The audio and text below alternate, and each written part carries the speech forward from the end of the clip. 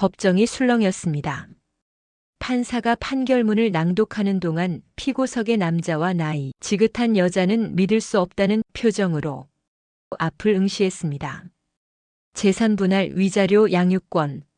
모든 판결이 원고 측의 완승이었습니다. 그런데 더 놀라운 건 따로 있었습니다. 원고석에 앉아 차갑게 그들을 바라보던 여자. 그녀는 피해자가 아니라 변호사 배지를 단 법률 전문가였습니다. 자신의 사건을 직접 변호했고 완벽하게 승소했습니다. 대체 무슨 일이 있었던 걸까요? 평범한 임신부로만 보였던 그녀가 어떻게 이 완벽한 복수극을 준비했을까요? 이 놀라운 반전의 전체 이야기가 궁금하시다면 잠시만 구독과 좋아요 버튼을 눌러주세요. 알림 설정 해두시면 평범해 보이는 사람들의 숨겨진 이야기를 가장 빠르게 받아보실 수 있습니다. 그럼 시간을 되돌려 모든 것이 시작된 그때로 가보겠습니다. 석 달 전 그녀의 하루는 새벽 5시에 시작됐습니다. 임신 8개월의 몸으로 일어나 시어머니의 아침 식사부터 준비했습니다. 남편은 여전히 침대에서 코를 골고 있었습니다. 시어머니가 식탁에 앉으며 투덜댔습니다. 국이 짜다고 밥이 되다 말았다고 매일 똑같은 반찬만 나온다고 했습니다. 그녀는 고개를 숙인 채 죄송하다는 말만 반복했습니다. 남편이 늦게 일어나 출근 준비를 했습니다. 그녀가 준비해둔 와이셔츠를 입으며 남편이 한마디 던졌습니다. 다림질이 제대로 안 됐다고 이래서 회사에서 놀림받는다고 했습니다. 시어머니가 거들었습니다. 며느리 복도 없다고 친정에서 뭘 배워왔냐고 했습니다. 그녀는 아무 말도 하지 않았습니다. 그저 참았습니다. 임신한 몸이 힘들어도 허리가 끊어질 것 같아도 발이 퉁퉁 부어도 참았습니다. 남편이 출근하고 나면 시어머니의 시간이 시작됐습니다. 집안 구석구석을 돌며 먼지를 찾아냈습니다. 화장실 청소가 안 됐다고, 베란다 창문에 얼룩이 있다고, 냉장고 정리가 엉망이라고 했습니다. 오후가 되면 그녀는 병원에 갔습니다. 정기 검진 날이었습니다. 의사가 무리하지 말라고 푹 쉬라고 했지만 그녀는 웃으며 대답했습니다. 괜찮다고 할 수 있다고 했습니다. 집으로 돌아오는 길 그녀의 핸드폰이 울렸습니다. 남편이었습니다. 오늘 야근하니까 저녁은 알아서 먹으라고 했습니다. 그녀는 알았다고 대답했습니다. 남편의 목소리 뒤로 여자의 웃음소리가 희미하게 들렸지만 그녀는 그냥 전화를 끊었습니다. 저녁 식사를 준비하며 그녀는 생각했습니다. 언제까지 이렇게 살아야 할까? 아이가 태어나면 달라질까? 남편이 변할까? 시어머니가 조금은 부드러워질까? 하지만 그날 밤 남편이 집에 돌아왔을 때 그녀의 희망은 산산조각 났습니다. 남편의 셔츠에서 낯선 향수 냄새가 났습니다. 목덜미에 희미한 자국이 보였습니다. 그녀가 조심스럽게 물었습니다. 야근했다며 어디서 저녁 먹었냐고 물었습니다. 남편이 짜증스럽게 대답했습니다. 왜 꼬치꼬치 캐묻냐고 믿지 못하겠냐고 따졌습니다. 시어머니가 거실에서 소리쳤습니다. 며느리가 남편을 의심하면 안 된다고, 그러니까 남편이 바깥에서 위로를 찾는다고 했습니다. 그날 밤 그녀는 잠들지 못했습니다. 옆에서 코 고는 남편을 바라보며 생각했습니다. 이게 정말 내가 꿈꾸던 결혼 생활일까? 이게 사랑일까? 뱃속의 아이가 발로 찼습니다. 그녀는 배를 쓰다듬으며 중얼거렸습니다. 미안하다고, 엄마가 약해서 미안하다고 했습니다. 하지만 그녀는 아직 몰랐습니다. 진짜 지옥은 이제부터 시작이라는 것을. 그리고 그 지옥이 그녀를 완전히 다른 사람으로 만들어버릴 거라는 것을 말입니다. 일주일 후 그녀는 확신하게 됐습니다. 남편의 야근이 잦아졌고 주말에도 회식이라며 나갔습니다. 핸드폰은 항상 뒤집어 놓았고 화장실 갈 때도 들고 갔습니다. 어느 금요일 저녁 남편이 또 야근한다고 연락했습니다. 그녀는 대답하지 않고 택시를 탔습니다. 남편 회사 근처 식당가였습니다. 임신 8개월의 배를 이끌고 골목을 걸었습니다. 그리고 봤습니다. 한 고깃집 창가에 앉아 있는 남편을. 그 옆에는 20대 중반으로 보이는 젊은 여자가 있었습니다. 남편의 팔짱을 끼고 웃고 있었습니다. 그녀의 다리가 떨렸습니다. 배가 조여왔습니다. 하지만 들어가야 했습니다. 확인해야 했습니다. 식당 문을 열고 들어갔습니다. 남편과 그 여자가 동시에 고개를 돌렸습니다. 남편의 얼굴이 하얗게 질렸습니다. 그녀가 물었습니다. 이게 무슨 상황이냐고 야근이라고 하지 않았냐고 했습니다. 목소리가 떨렸습니다. 남편이 벌떡 일어나 그녀의 팔을 잡았습니다. 밖으로 나가자고 여기서 이러지 말라고 했습니다. 하지만 그녀는 뿌리쳤습니다. 여기서 설명하라고 저 여자가 누구냐고 소리쳤습니다. 그 순간 그 젊은 여자가 천천히 일어났습니다. 그리고 비웃듯 말했습니다. 오빠 여자친구라고 이제 알았냐고 했습니다. 그녀가 믿을 수 없다는 표정으로 남편을 쳐다봤습니다. 남편은 고개를 숙였습니다. 부인하지도 않았습니다. 그녀가 떨리는 목소리로 말했습니다. 임신했다고 곧 아이가 태어난다고 그래도 이럴 수 있냐고 했습니다. 눈물이 흘러내렸습니다. 남편이 짜증스럽게 대답했습니다. 그러니까 집에서 이야기하자고 여기서 창피하게 하지 말라고 했습니다. 그녀는 무릎이 꺾이는 것 같았습니다. 하지만 포기할 수 없었습니다. 그 여자에게 다가가 말했습니다. 제발 그만두라고 남편에게는 가족이 있다고 곧 아이가 태어난다고 애원했습니다. 그런데 그 여자가 그녀를 밀쳤습니다. 임신부를 향해 거칠게 손을 뻗었습니다. 그녀가 비틀거렸습니다. 남편이 말렸어야 했습니다. 아내를 보호했어야 했습니다. 하지만 남편은 그 여자 편을 들었습니다. 그녀의 어깨를 잡아 끌며 밖으로 끌고 나갔습니다. 식당 밖 계단에 서였습니다. 그녀가 남편의 손을 뿌리치려 했습니다. 남편이 화를 냈습니다. 왜 쫓아왔냐고, 왜 여기서 난리냐고 소리쳤습니다. 그때 그 여자가 뒤따라 나왔습니다. 그리고 그녀를 향해 욕설을 퍼부었습니다. 남편을 붙잡고 있지 말라고 오빠가 행복할 권리도 있다고 했습니다. 그녀가 참지 못하고 소리쳤습니다. 행복할 권리라니 남의 가정을 파괴하면서 무슨 행복이냐고 했습니다. 그 순간이었습니다. 그 여자가 그녀를 세게 밀었습니다. 계단 위에 서 있던 그녀의 몸이 뒤로 기울었습니다. 남편은 그녀를 잡지 않았습니다. 오히려 그 여자를 먼저 챙겼습니다. 그녀는 계단을 굴러떨어졌습니다. 임신한 배를 감싸려 했지만 손이 닿지 않았습니다. 머리가 계단 모서리에 부딪혔습니다. 세상이 빙글빙글 돌았습니다. 쓰러진 그녀를 내려다보는 남편의 표정은 차가웠습니다. 그 여자는 놀란 듯 했지만 미안하다는 말은 하지 않았습니다. 오히려 남편의 팔을 붙잡고 속삭였습니다. 여기서 빨리 가자고 했습니다. 누군가 구급차를 불렀습니다. 주변 사람들이 모여들었습니다. 그녀는 의식이 흐릿한 채로 배를 만졌습니다. 아기가 괜찮은지 확인하고 싶었습니다. 구급차에 실려갈 때까지 남편은 사라지고 없었습니다. 그 여자와 함께 어디론가 가버렸습니다. 병원 응급실에서 깨어났을 때 그녀는 혼자였습니다. 의사가 다행이라고 했습니다. 아기는 무사하다고 하지만 절대 안정이 필요하다고 했습니다. 그녀는 천장을 바라보며 눈물을 흘렸습니다.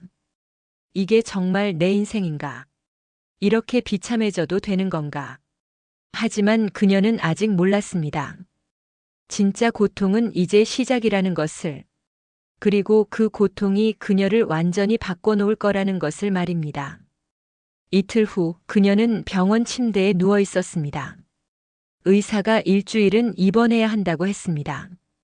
머리 부상이 심각했고 태아의 상태도 예의주시해야 했습니다. 남편은 그 이틀 동안 한 번도 오지 않았습니다. 전화도 받지 않았습니다. 그녀는 혼자 링거를 맞으며 천장만 바라봤습니다. 그날 오후 병실 문이 거칠게 열렸습니다. 시어머니였습니다. 그녀는 반가운 마음에 일어나려 했습니다. 혹시 위로라도 해줄까 싶었습니다.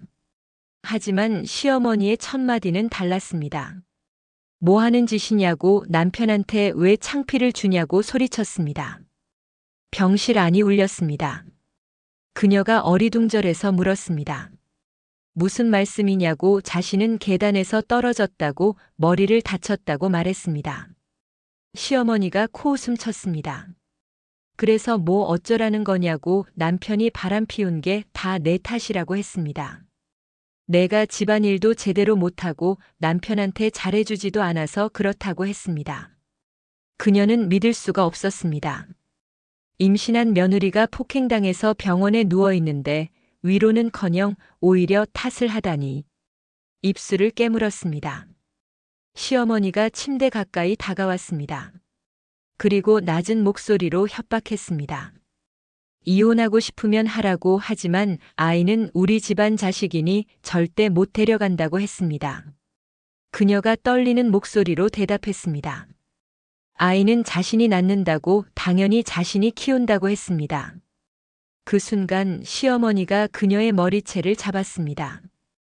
갑작스러운 폭력에 그녀는 비명을 질렀습니다. 링거 바늘이 꽂힌 팔이 흔들렸습니다. 시어머니가 그녀의 얼굴을 자기 쪽으로 끌어당기며 말했습니다. 감히 우리 집안 자식을 데려가겠다고, 내가 뭔데 그런 말을 하냐고 했습니다. 손에 힘이 들어갔습니다. 그녀의 두피가 찢어지는 것 같았습니다. 방금 치료받은 머리 상처 부위였습니다. 눈물이 흘러내렸습니다. 시어머니가 계속 말했습니다. 내가 남편을 제대로 섬겼어야 했다고, 시집살이가 원래 그런 거라고, 요즘 젊은 것들이 버릇이 없어서 문제라고 했습니다. 그녀가 아프다고 놓아달라고 애원했습니다. 하지만 시어머니는 놓지 않았습니다. 오히려 더 세게 잡아당겼습니다. 복도에 있던 간호사가 뛰어들어왔습니다. 환자한테 무슨 짓이냐고, 당장 그만두라고 소리쳤습니다. 하지만 시어머니는 간호사를 노려보며 가족 일에 끼어들지 말라고 했습니다. 간호사가 당황해서 물러섰습니다. 환자 보호자의 폭력 앞에서도 선뜻 나서지 못했습니다. 시어머니가 마침내 손을 놓았습니다. 그리고 마지막으로 경고했습니다. 이혼 따위 생각도 하지 말라고, 아이 낳고 조용히 살라고, 만약 말 안 들으면 가만 안 둔다고 했습니다. 병실 문이 쾅 닫혔습니다. 그녀는 머리를 감싸쥐고 울었습니다. 간호사가 다가와 괜찮냐고 물었지만 그녀는 대답할 수 없었습니다. 거울을 봤습니다. 머리카락이 뽑힌 자리에서 피가 배어나왔습니다. 방금 아물던 상처가 다시 벌어졌습니다. 그녀는 천천히 핸드폰을 들었습니다. 그리고 통화 목록을 내렸습니다. 남편은 여전히 전화를 받지 않았습니다. 시어머니는 방금 그녀를 폭행하고 갔습니다.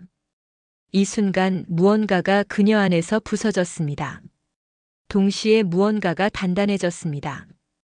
그녀는 서랍을 열었습니다. 그리고 수첩을 꺼내 무언가를 적기 시작했습니다. 날짜, 시간, 상황, 증인. 차근차근 기록했습니다. 간호사를 불렀습니다. 그리고 조용히 부탁했습니다. 방금 일어난 일을 진료 기록에 남겨달라고, 머리 상처 사진도 찍어달라고 했습니다. 간호사가 놀란 표정으로 그녀를 쳐다봤습니다. 그녀의 눈빛이 달라져 있었습니다. 더 이상 울지 않았습니다. 차갑고 냉정했습니다. 창밖을 바라보며 그녀는 중얼거렸습니다. 기다리라고, 이제 시작이라고 말했습니다. 그날 밤 그녀는 또 다른 전화를 걸었습니다. 오랜만에 친정 어머니의 목소리가 들렸습니다. 그녀가 조용히 말했습니다. 엄마, 그때 그 일 기억하지? 이제 끝낼 수 있을 것 같아. 전화기 너머로 친정 어머니의 긴 한숨이 들렸습니다. 일주일 후 그녀는 퇴원했습니다. 남편이 마지못해 데리러 왔습니다. 차 안은 침묵으로 가득했습니다. 남편은 한마디도 하지 않았고 그녀도 입을 열지 않았습니다. 집에 도착하자 시어머니가 현관에서 기다리고 있었습니다. 그녀를 보더니 비아냥거렸습니다. 병원비 많이 나왔다고 앞으로는 조심하라고 했습니다. 그녀는 고개만 끄덕였습니다. 예전 같았으면 울었을 것입니다. 하지만 이제는 달랐습니다. 그저 조용히 방으로 들어갔습니다. 그날부터 그녀의 일상이 시작됐습니다. 겉으로는 순종적인 며느리였습니다. 시어머니가 시키는 대로 했고 남편에게도 아무 말하지 않았습니다. 하지만 밤이 되면 달랐습니다. 남편이 잠들고 시어머니가 자기 방으로 들어가면 그녀는 조용히 일어났습니다. 작은 녹음기를 꺼냈습니다. 낮 동안 시어머니가 한 말들이 고스란히 담겨 있었습니다. 욕설, 폭언, 협박. 하나하나 파일로 정리했습니다. 노트북을 켰습니다. 남편의 신용카드 내역을 확인했습니다. 비밀번호는 이미 알고 있었습니다. 호텔, 고급 레스토랑, 선물 가게. 모두 그 여자와 함께 간 흔적들이었습니다. 화면을 캡처해서 저장했습니다. 서랍 속에는 두꺼운 파일이 하나 있었습니다. 병원 진료 기록, 상처 사진, 간호사 진술서. 하나하나 투명 파일에 넣어 날짜별로 정리했습니다. 법률 서적을 펼쳤습니다. 이혼 소송, 재산 분할, 위자료 청구. 밑줄 그어가며 읽었습니다. 형광펜으로 중요한 부분을 표시했습니다. 시계를 봤습니다. 새벽 2시였습니다. 피곤했지만 멈출 수 없었습니다. 매일 밤 이렇게 준비했습니다. 어느 날 밤 그녀는 핸드폰을 들었습니다. 그리고 조용히 전화를 걸었습니다. 친정어머니였습니다. 어머니의 목소리가 들렸습니다.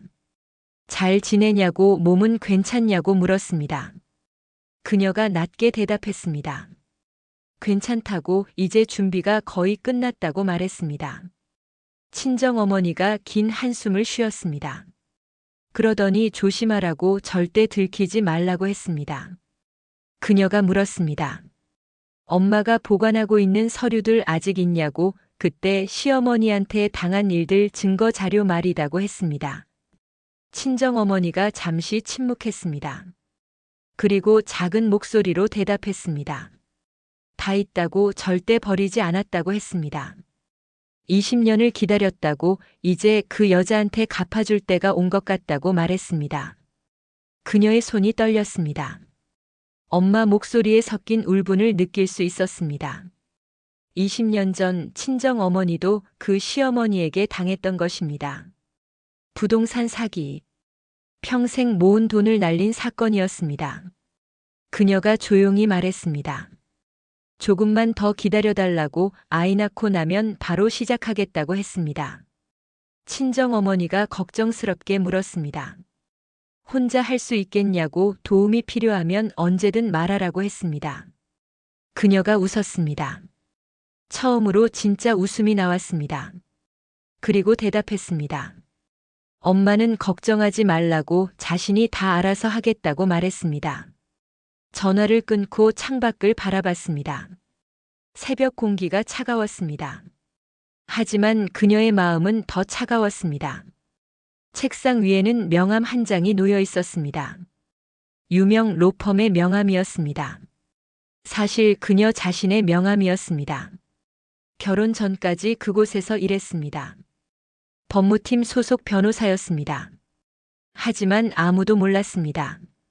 남편도 시어머니도 이 집 누구도 그녀의 진짜 정체를 몰랐습니다.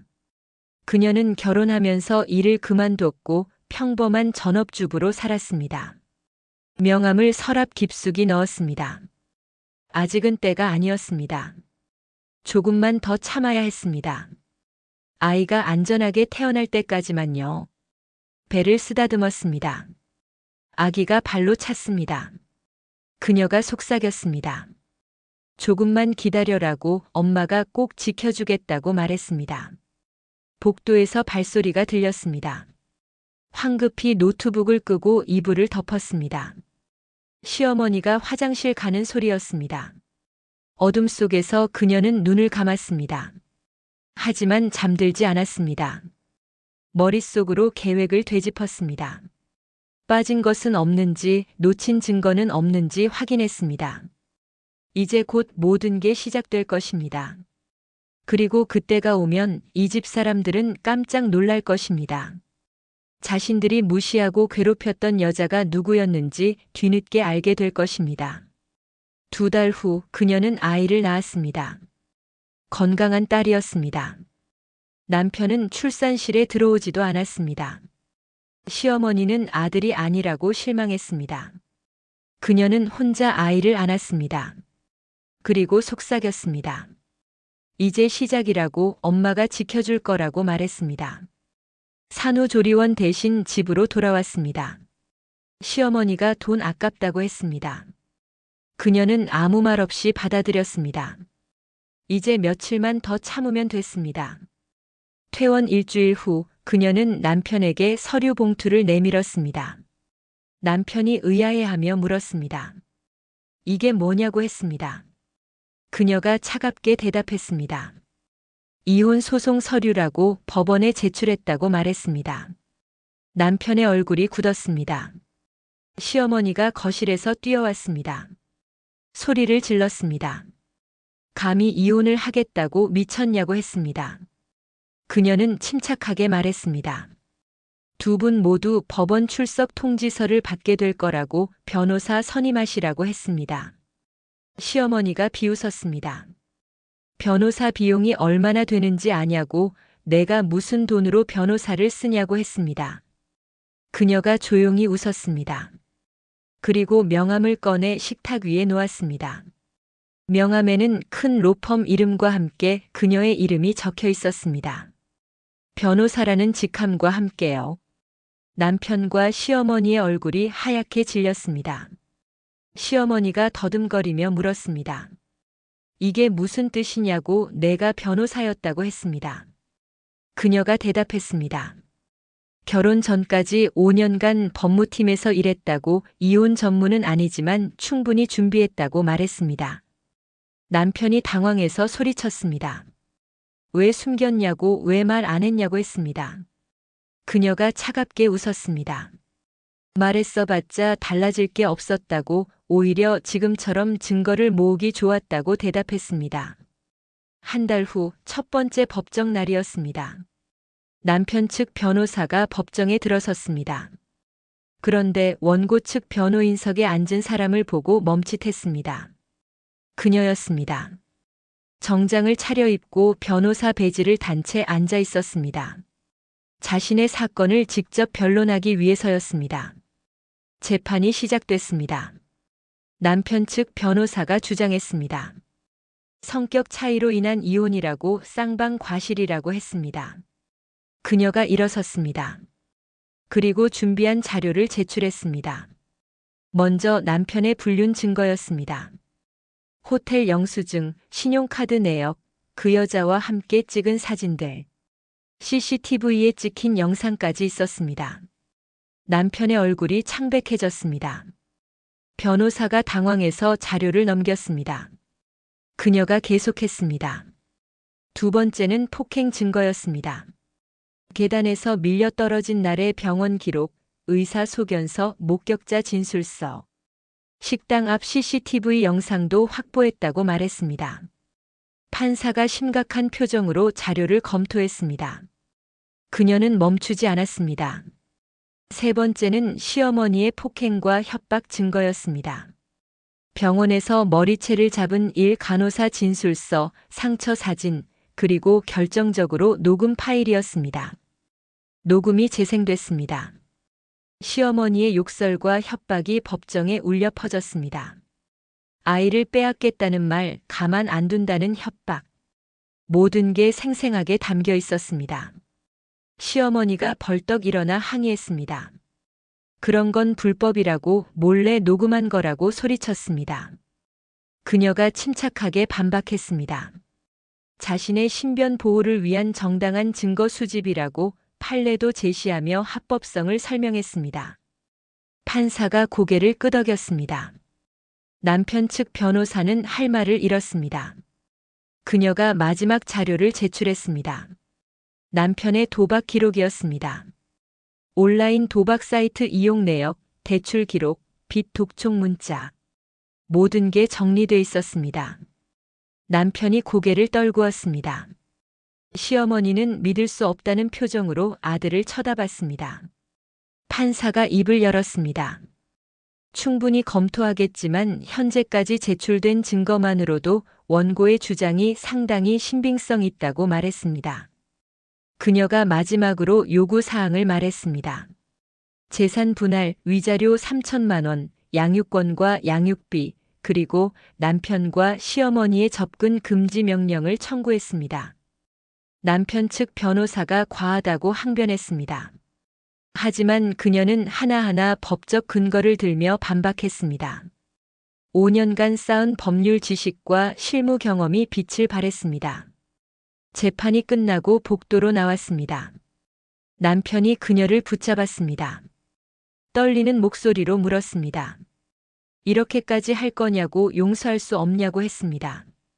그녀가 차갑게 대답했습니다. 용서는 참회하는 사람에게 하는 거라고, 당신들은 끝까지 잘못을 인정하지 않았다고 말했습니다. 그리고 돌아서서 걸어갔습니다. 뒤에서 시어머니의 울부짖는 소리가 들렸습니다. 하지만 그녀는 돌아보지 않았습니다. 이제 시작일 뿐이었습니다. 아직 끝나지 않았습니다.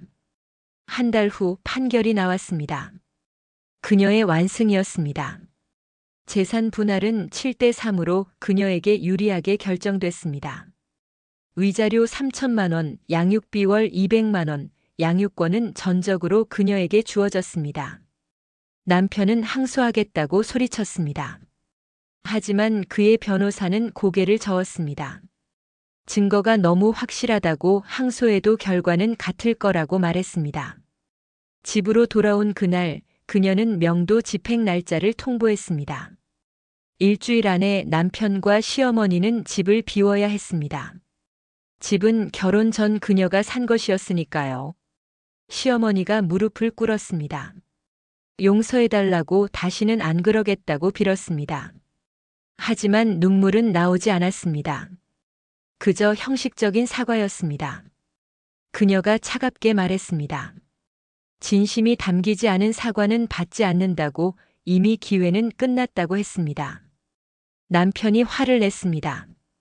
자기 엄마한테 무릎까지 꿇렸다고, 그래도 용서 못하냐고 소리쳤습니다. 그녀가 조용히 대답했습니다. 그때 계단에서 밀렸을 때 손 한 번 내밀어줬다면, 병원에 한 번이라도 찾아왔다면, 진심으로 사과했다면 달랐을 거라고 말했습니다. 하지만 당신들은 끝까지 자신이 피해자인 척했다고 덧붙였습니다. 일주일이 지났습니다. 이사날이었습니다.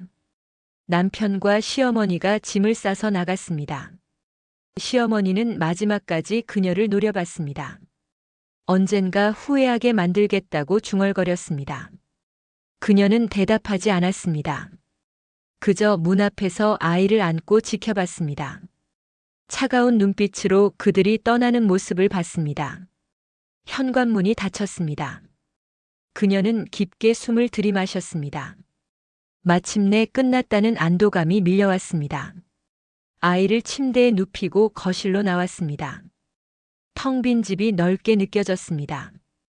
이제는 정말 자신만의 공간이었습니다. 그날 저녁 그녀는 불륜녀의 소식을 들었습니다. 회사에서 정계위에 회부됐다고 했습니다. 남의 가정을 파괴한 행위가 회사 윤리 규정 위반이라는 이유였습니다. 결국 그 여자는 스스로 사표를 냈습니다. 남편도 연락을 끊었다고 했습니다. 도박 빚에 쪼들리는 남자를 굳이 잡고 있을 이유가 없었으니까요. 그녀는 씁쓸하게 웃었습니다. 사랑이라고 믿었던 것들이 결국 이렇게 끝나는구나 싶었습니다. 며칠 후 남편에게서 문자가 왔습니다. 도박 빚 때문에 힘들다고, 조금만 도와달라고 했습니다. 그녀는 답장하지 않았습니다. 그리고 번호를 차단했습니다. 이제 그와는 아무 상관도 없었습니다. 하지만 마음 한편이 무거웠습니다. 복수는 달콤했지만 동시에 공허했습니다. 이게 정말 내가 원하던 결말일까? 이렇게 끝나는 게 맞는 걸까? 아이가 웃으며 손을 뻗었습니다. 그녀가 아이를 안아 올렸습니다. 아이의 따뜻한 체온이 느껴졌습니다. 적어도 이 아이만큼은 행복하게 키우겠다고 다짐했습니다. 증오와 복수가 아닌 사랑으로 키우겠다고 마음먹었습니다. 핸드폰이 울렸습니다. 친정어머니였습니다. 그녀가 전화를 받았습니다. 어머니가 물었습니다. 다 끝났냐고, 이제 편해졌냐고 했습니다. 그녀가 대답했습니다. 아직이라고, 한 가지 더 남았다고 말했습니다. 친정어머니가 놀라서 물었습니다. 뭐가 남았냐고, 이미 다 끝난 거 아니냐고 했습니다. 그녀가 조용히 말했습니다. 시어머니 차례라고, 엄마가 당한 일 이제 갚아줄 차례라고 했습니다. 전화기 너머로 어머니의 긴 침묵이 흘렀습니다. 그리고 작은 목소리가 들렸습니다. 괜찮겠냐고, 너무 무리하는 거 아니냐고 걱정했습니다. 그녀가 단호하게 대답했습니다. 괜찮다고, 오히려 이제부터가 진짜라고 말했습니다. 창밖을 바라봤습니다. 해가 지고 있었습니다. 하지만 그녀의 싸움은 아직 끝나지 않았습니다. 책상 서랍을 열었습니다. 그 안에는 또 다른 파일이 있었습니다. 시어머니의 부동산 사기 증거, 탈세 자료, 친정어머니가 보관해온 20년 된 문서들. 모든 게 그 안에 담겨 있었습니다. 이제 두 번째 라운드가 시작될 차례였습니다. 그리고 이번에는 더 치명적일 것입니다. 2주일 후 그녀는 친정어머니를 만났습니다. 오랜만에 보는 어머니의 얼굴은 여위어 있었습니다. 20년이라는 세월 동안 품었던 한이 그대로 드러나 있었습니다. 어머니가 낡은 상자를 꺼냈습니다. 그 안에는 노란 서류들이 가득했습니다. 부동산 계약서, 영수증, 녹음 테이프, 편지들. 모두 시어머니가 저지른 사기의 증거였습니다. 그녀가 하나하나 꺼내 확인했습니다. 20년 전 친정어머니는 작은 식당을 운영했습니다. 평생 모은 돈으로 건물을 사려고 했습니다. 그때 시어머니가 나타났습니다. 시어머니는 친절했습니다. 좋은 매물이 있다고 자기가 중개해 주겠다고 했습니다. 친정어머니는 믿었습니다. 계약금을 넘겼습니다. 그리고 잔금 치를 날을 기다렸습니다. 하지만 그날은 오지 않았습니다. 시어머니가 돈을 들고 사라졌습니다. 건물은 처음부터 존재하지 않았습니다. 모든 게 사기였습니다. 친정어머니는 신고했습니다. 하지만 시어머니는 증거를 철저히 없앴습니다. 결국 입증하지 못했습니다. 평생 모은 돈이 한순간에 날아갔습니다. 그 후로 친정어머니는 힘들게 살았습니다. 빚을 갚느라 몇 년을 고생했습니다. 그리고 항상 말했습니다. 언젠가 그 여자를 꼭 찾아내겠다고, 갚아주겠다고 했습니다. 그녀가 어머니의 손을 잡았습니다. 그리고 말했습니다. 이제 그때가 왔다고, 엄마 대신 자신이 하겠다고 했습니다. 다음 날 그녀는 국세청에 신고했습니다. 시어머니의 탈세 의혹이었습니다. 부동산 사기로 번 돈을 신고하지 않았고 아들 명의로 여러 건물을 숨겨놓았습니다. 동시에 경찰서에도 고소장을 제출했습니다. 20년 전 사기 사건이었습니다. 공소시효가 지났지만 추가 피해자들이 있다면 달라질 수 있었습니다.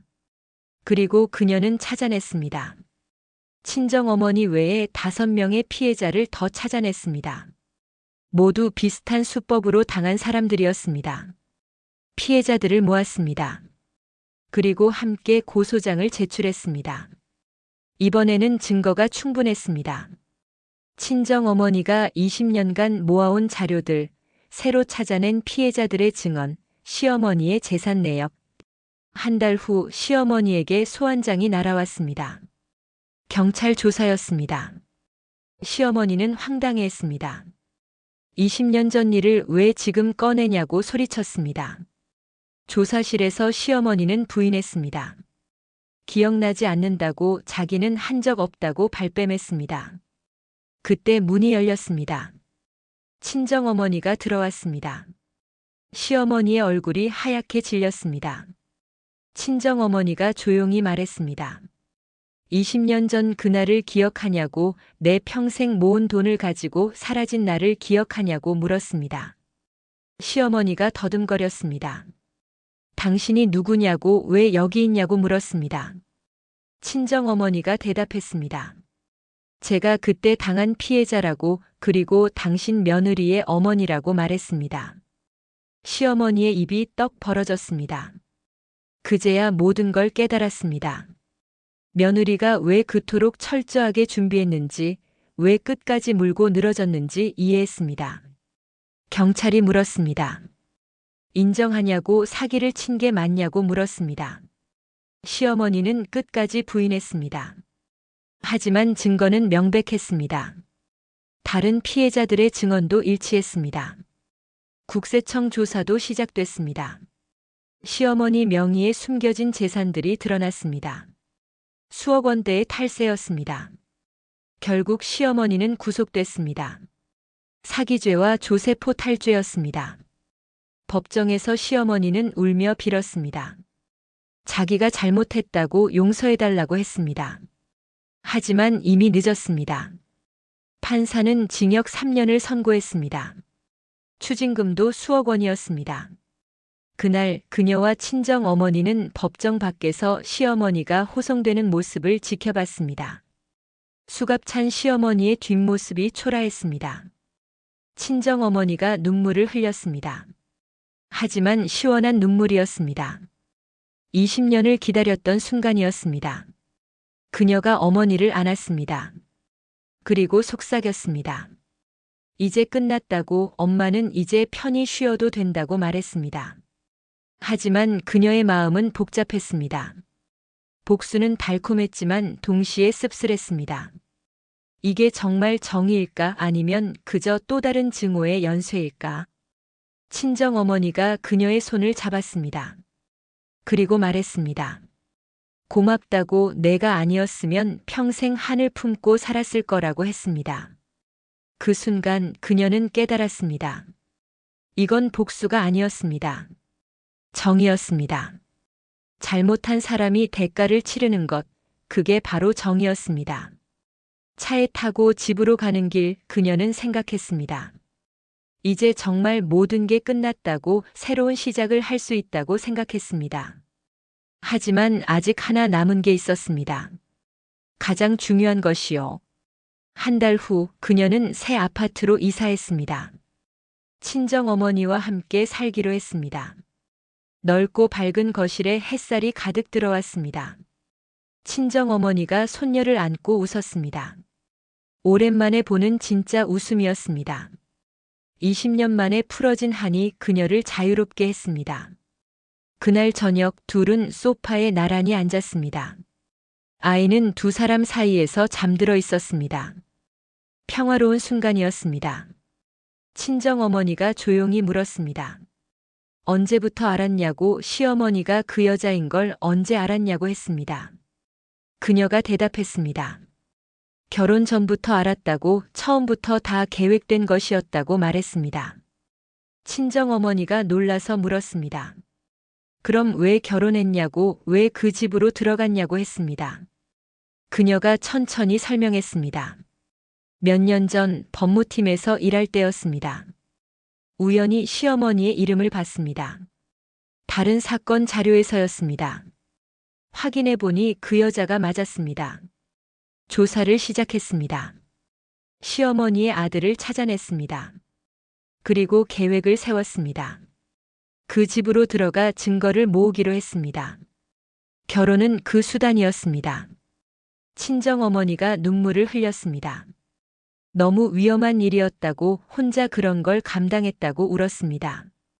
그녀가 어머니를 안았습니다. 괜찮다고, 이미 다 끝났다고 말했습니다. 하지만 친정어머니는 물었습니다. 그럼 사랑은 어떻게 된 거냐고 남편을 사랑하지 않았냐고 했습니다. 그녀가 잠시 침묵했습니다. 그리고 솔직하게 대답했습니다. 처음에는 계획뿐이었다고 하지만 결혼 생활을 하면서 조금은 기대했다고 말했습니다. 행복할 수 있을까 생각했다고, 사랑이 생길 수도 있다고 믿어보려 했다고 했습니다. 하지만 현실은 달랐습니다. 남편은 그녀를 사랑하지 않았고 시어머니는 그녀를 괴롭혔습니다. 그래서 마음을 접었다고, 다시 원래 계획으로 돌아왔다고 말했습니다. 아이가 생긴 것도 계획에 없었지만 오히려 더 확실한 증거가 됐다고 덧붙였습니다. 친정어머니가 한숨을 쉬었습니다. 그리고 말했습니다. 미안하다고, 자기 때문에 딸이 그런 고생을 했다고 사과했습니다. 그녀가 고개를 저었습니다. 엄마 잘못이 아니라고, 오히려 자신이 선택한 길이라고 말했습니다.